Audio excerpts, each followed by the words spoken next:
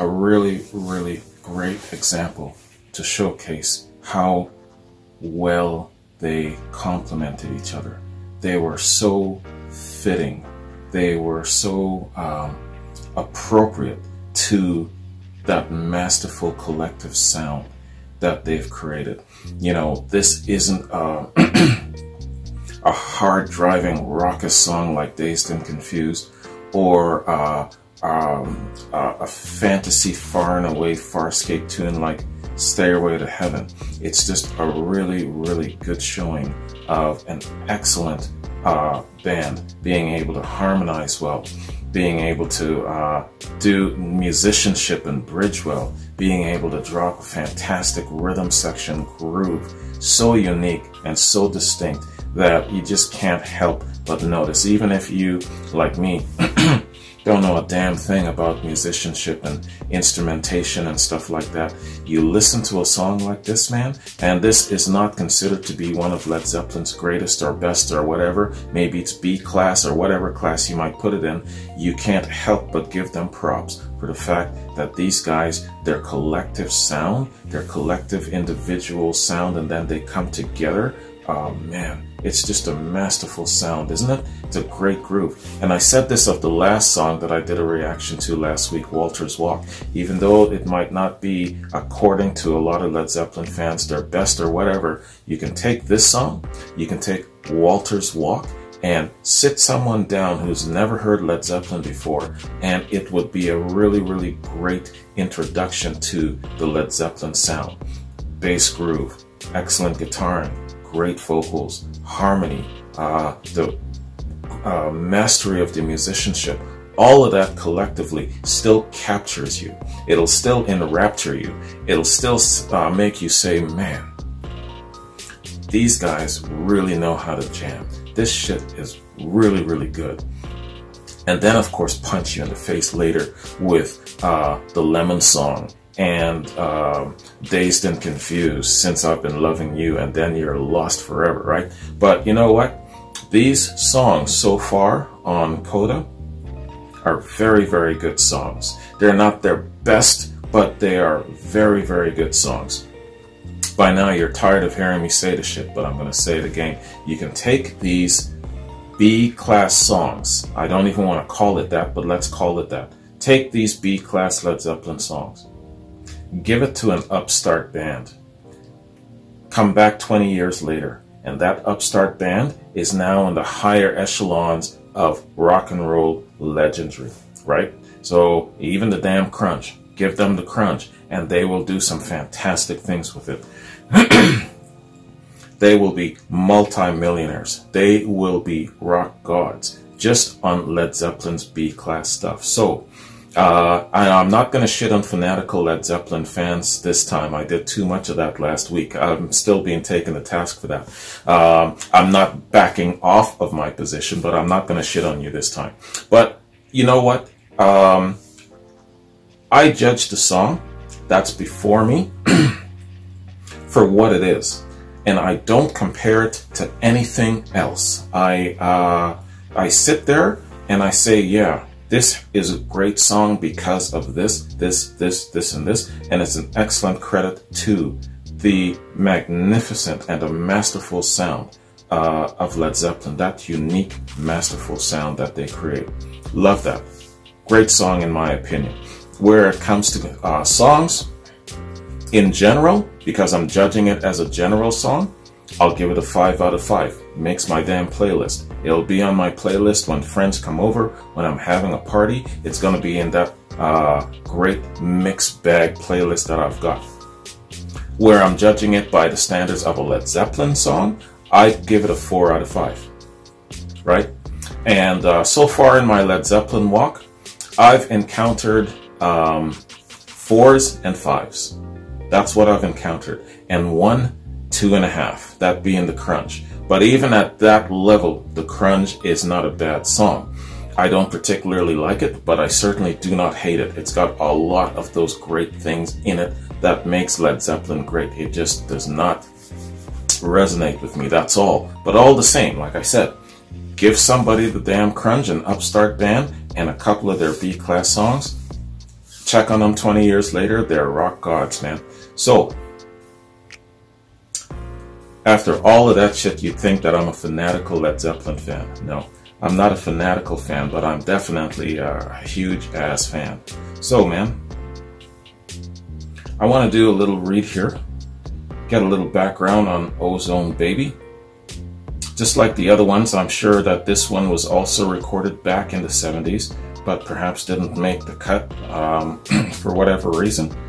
Let's see if there's a decent story behind the song, man. Okay, not a lot of info. More in general album info than song info, but yeah, okay, we'll check it out.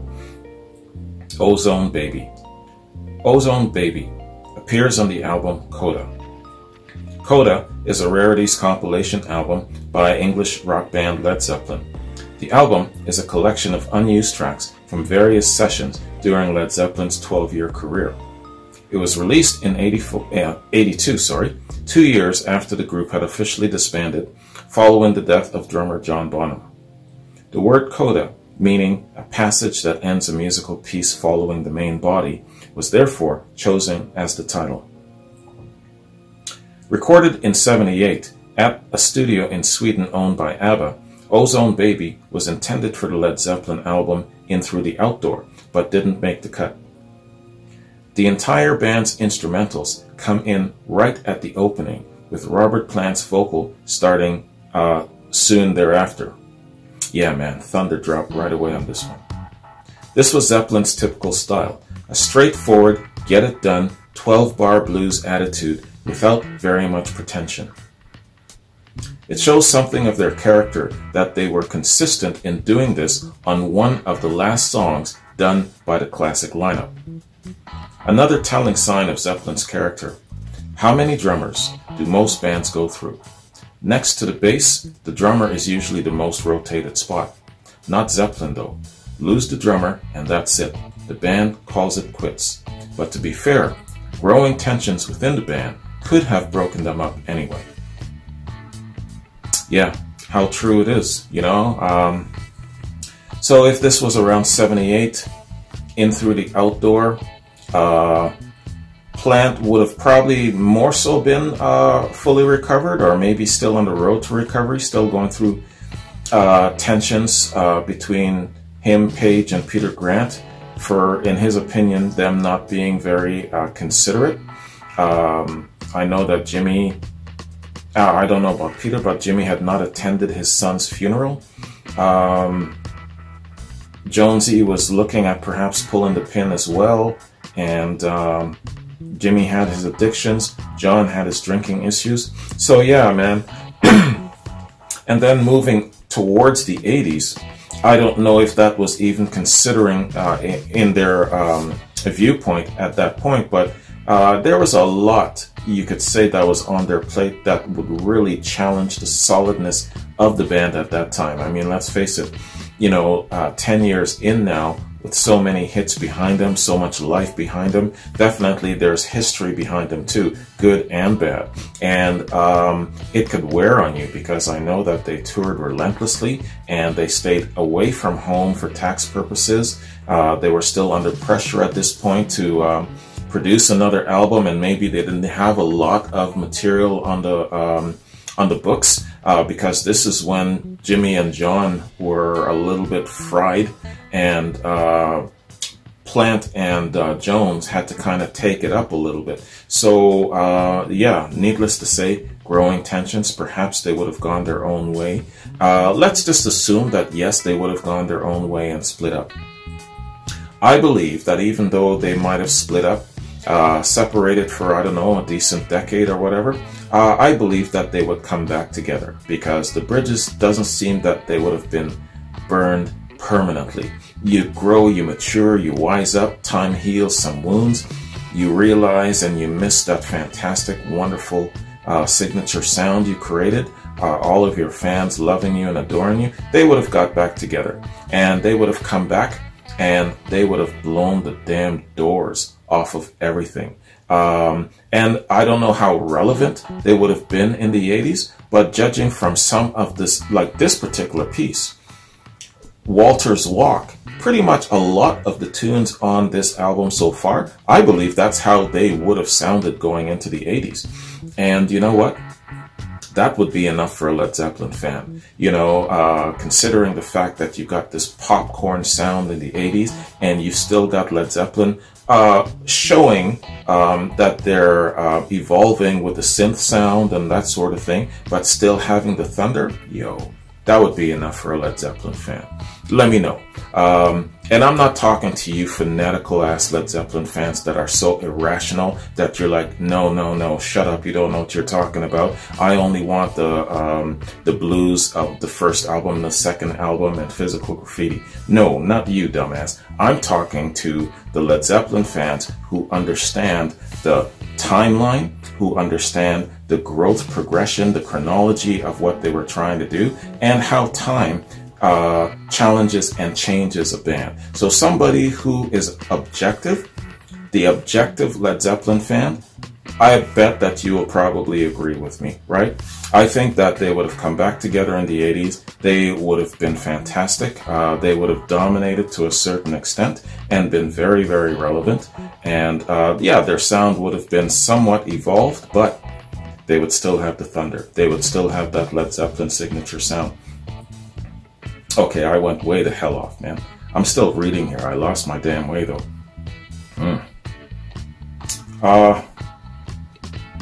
Man. I lost my damn way. Hold on. Yeah, okay, they would have broken up anyway. I had a lot to say about that shit. Alright, a bit of rock history trivia. Led Zeppelin today is remembered as practically having walked on water. One easily forgets that back when these albums were coming out, while they had a huge fan base, rock critics panned them almost unanimously. Rolling Stone raspberried every single Zepp album. Yes, that's right. That is right. Yeah, so, you know, even though that they were masterful and they were great, there were a lot of haters back then. Hell, even Jesus had haters, man. They're using that practically walking on water metaphor. Even Jesus has haters. And so, as good as you are, you're definitely going to attract haters. And Led Zeppelin, certainly no exception, and we can't forget that. Let's see now. So, critical reception. Reviewing for Rolling Stone in '83, Kurt Loder hailed Coda as a resounding farewell and a marvel of compression, deftly tracing the Zeppelin decade with 8 powerful previously unreleased tracks and no unnecessary elaboration. Yeah, back in the day, that's how they recorded, man. According to Julian Marzelik of The Quietus, however, Coda has always been regarded as the band's weakest release, made up of 8 tracks that spanned Led Zeppelin's lifetime. It refused to flow as an album. Devoid of a coherent narrative, it felt tossed together to make up for contractual obligations. Yeah, you're absolutely right, Julian.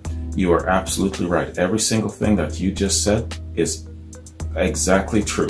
Yeah, I believe that. But, you know, the way you're putting it, there's nothing wrong with that. Take the album for what it is. They did not sit down and brainstorm the creation of an album. They gathered together outtakes that were requested by their fans because there's lots of bootlegs out there, and they basically retouched it and put it out. So, and yes, they had a contractual obligation as well, so it's killing a whole bunch of birds with one stone. What the hell is wrong with that? You know, there you go again.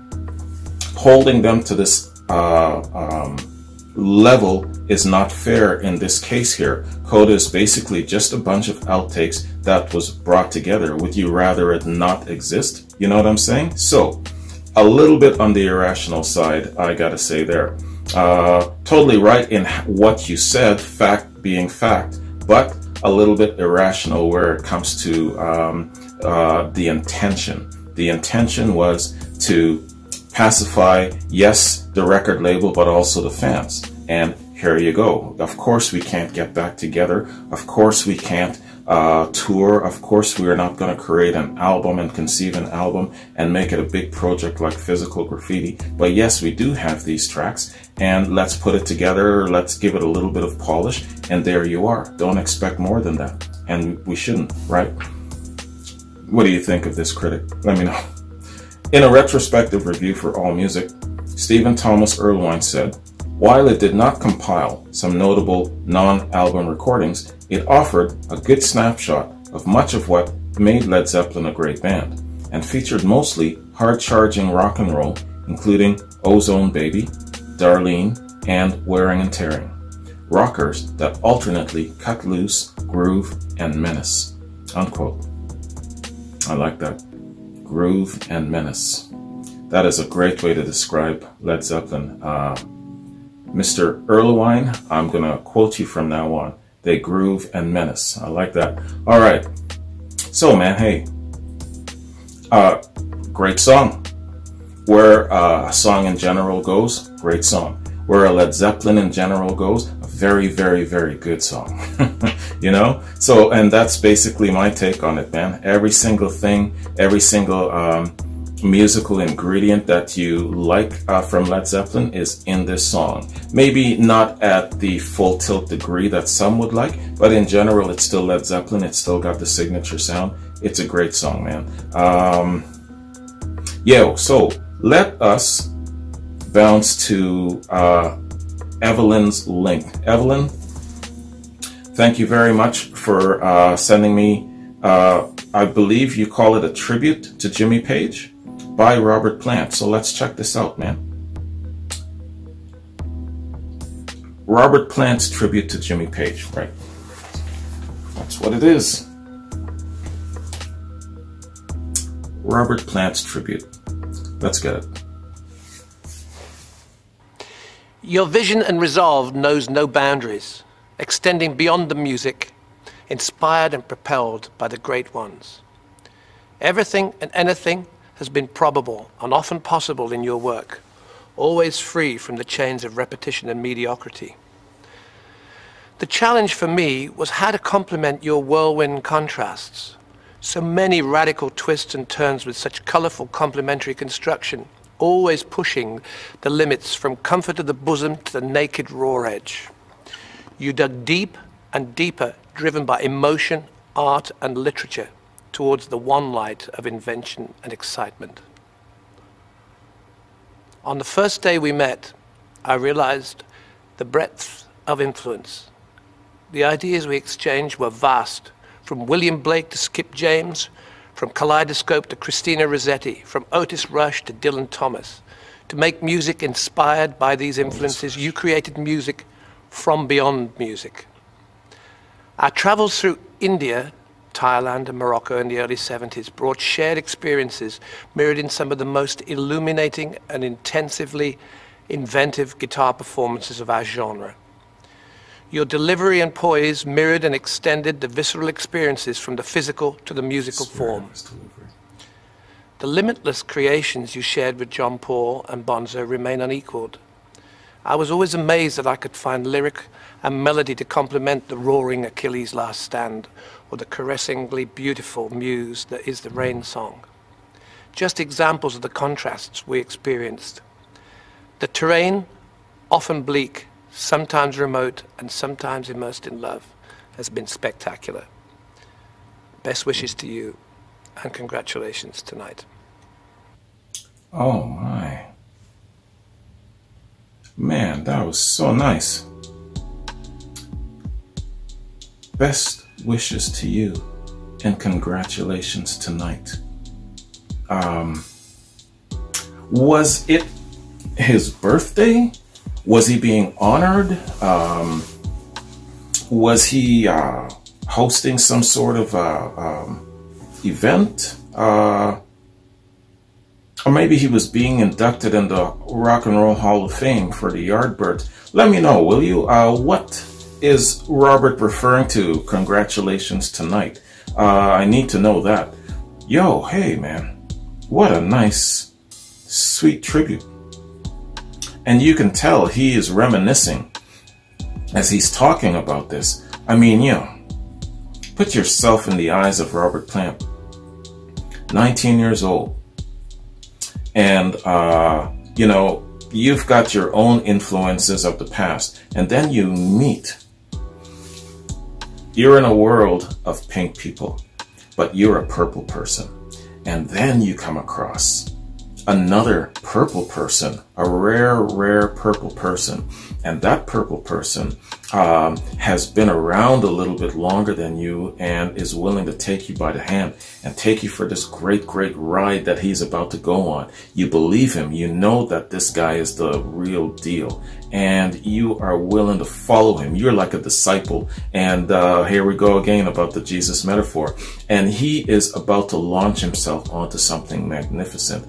And you learn that his friend Jonesy is also willing to follow, and he doesn't care what it is. He's just on board. So being a young Robert Plant and being exposed to Jimmy Page for the first time and rubbing shoulders with him, spending time with him, and then talking about what you plan on doing must have been just a world-breaking, mind-blowing experience for a young Robert Plant, right?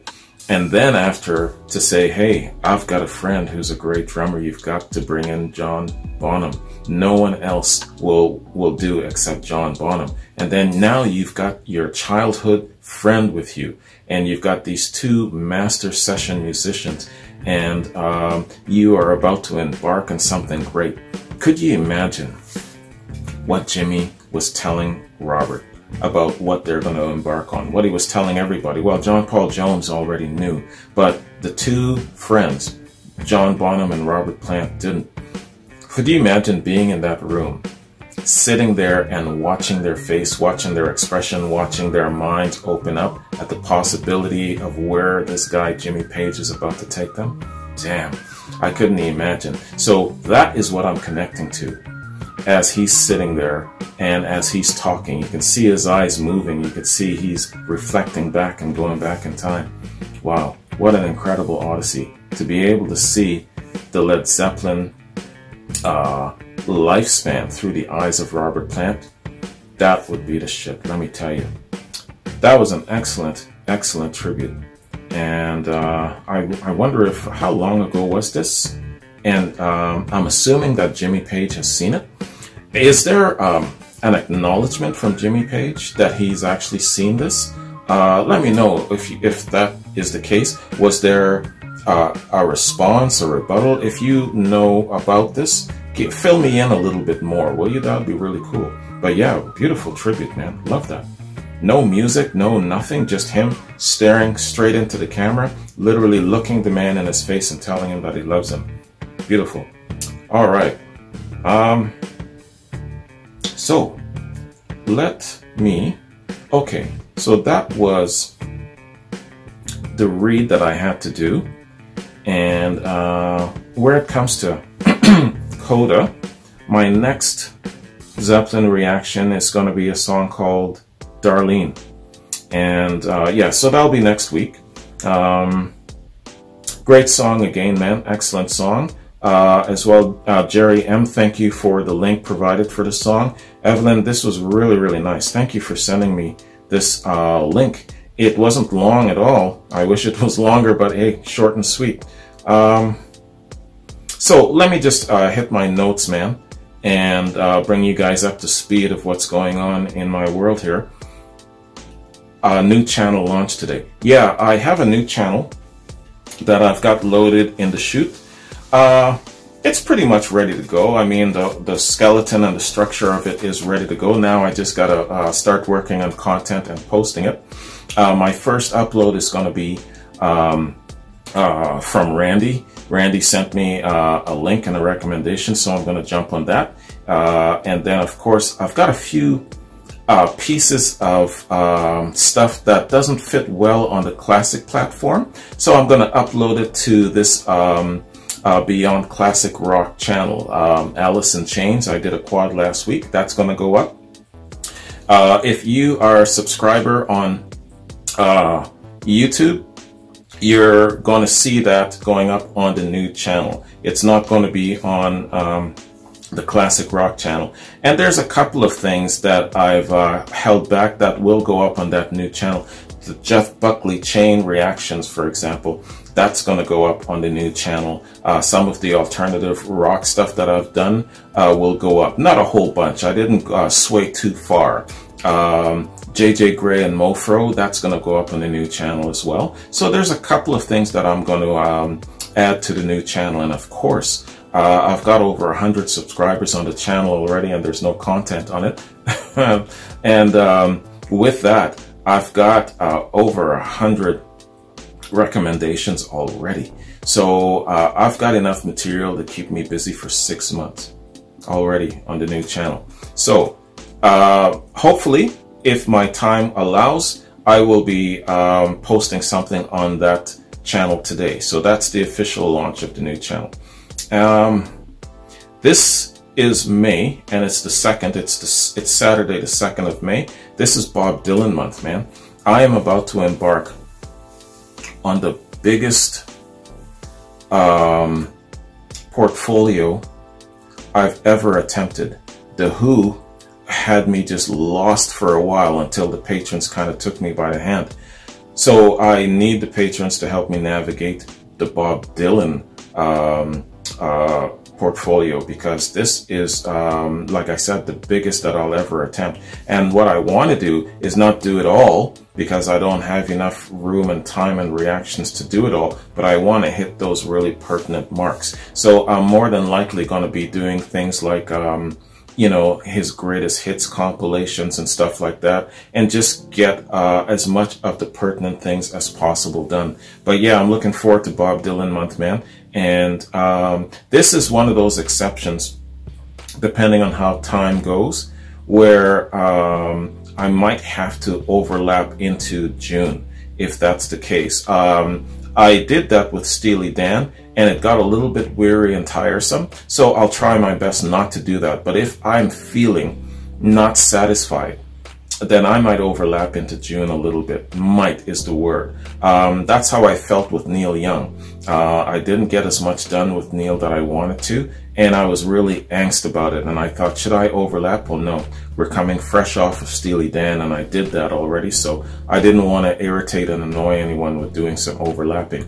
But where Bob Dylan is concerned, anything goes, man. And this big body of work has to be handled as well as possible. And so if I've got to push back on my regular daily uploads to both channels just to make sure that Bob Dylan gets his due, I think I'm going to do that. The priority this month above everything else is Bob Dylan, just so everybody knows where my mind is at. So that's my Bob Dylan update. And I got quads, complimentary quads. Got to catch up on my quads so I can make some room for the new channel. So Michael, your quad is next, man. And then Ford, John, Rico. I can't remember who else I've got, but yeah, man. So I'm going to be hitting these quads really fast and furious. And then, of course, by now the new channel would have been launched, and I'll be doing content for the new channel as well. So that's it, man. That's what's going on in my world. You've been updated. You are now up to speed and know everything that I do. So back to Led Zeppelin. Excellent song, great song. An excellent song to introduce some green pea to Led Zeppelin, just to give them a taste for the sound. And then from there, you can graduate them up slowly. Me, I was just tossed right into the deep end. Man, no warning, nothing. I was just shoved right in.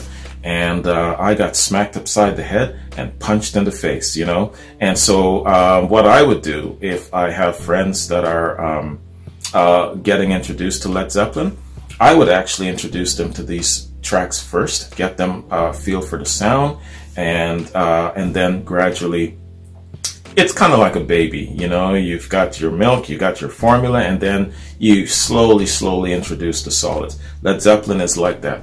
You don't want to give somebody too much too soon. You got to be very careful.